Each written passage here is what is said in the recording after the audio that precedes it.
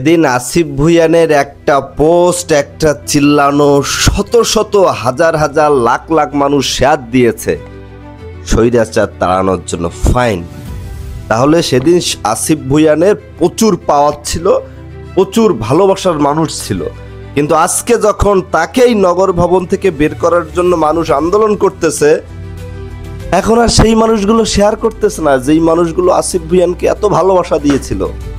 কাহিনী কি? কাহিনী হচ্ছে পলিটিক্স। সে সময় যে ছেলেটা, যে ছোট্ট ছেলেটা সবার চোখের মণি হয়েছিল, সবার ভালোবাসা কেড়ে নিয়েছিল, যে ভালোবাসতে শেখাইছিল যে আমি আসিফ, আমাকে ভালোবাসতেই হবে আমার কর্মের জন্য, সেই ছেলেটার সাথে এখন আর কেউ নেই। রাত্রে আন্দোলন হচ্ছে, আসিফের পক্ষ হয়ে কেউ আন্দোলন করে না। কিছু বোকা আছে যারা অনলাইনে we are Asif Bhuiyan, we are ওইতে। তোকে অনলাইনের ওই দিয়ে কি বালডা হবে? তোরা অনলাইনে যে পোস্ট করবি কি বালডা হবে? ওতে কি বালডা হয়? ফেসবুক যারা উচ্চ পর্যায়ে কাজ করে ওরা ফেসবুকে ঢুকেই না। আমি নিজের চোখে দেখছি অনেক বড় বড় কন্টেন্ট ক্রিয়েটর আছে, প্রচুর হেডামালা, তারা বলে we are Nahid, we are Asif, we are ও। হোয়াই? এই বাল হয়ে কি বালটা হচ্ছে? এই যে পোস্ট করে কি বালটা হচ্ছে? যাই করুক, যাই হোক, আসিফ তো একটা কিছু করছে। স্বৈরাচার যে তাড়ানো হয়েছে সেখানেও তো তার হাত ছিল। আজকে তার পক্ষে লোক নাই কেন? ঘুমায় আসিস কেন? রাত্রে তোরা ঠিকই ঘুমাচ্ছিস, আসিফ তো ঘুমায় না রে। আমার চাকরিটা চলে যাবে রে, মানুষ তো খারাপ করছে রে। কি হইলো?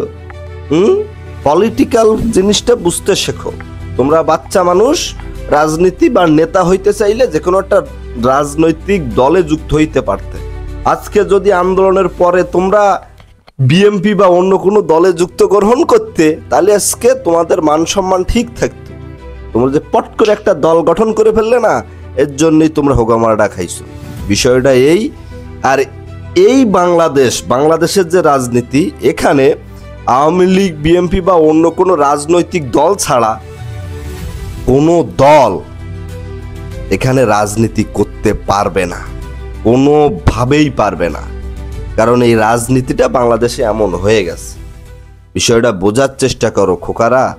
নিজেরা যে দল করে ফেললে হুট করে, এখন এর তো পস্তাতেই হবে কাকু, পস্তানো লাগবে। আজকে কি সব শহর থেকে আসিফের পক্ষে আন্দোলন করতে পারতো না যে আসিফ ঠিক আছে? কেউ করে না, কেউ করেনি, কেউ করতেছে না। কেন করতেছে না? আসিফরা এখন তো আর লাগে না, সালা আমরা তো ক্ষমতা পাবোই, আমরা তো এখন রাজনৈতিক লিডার হয়ে গেছি। এটাই রাজনীতি।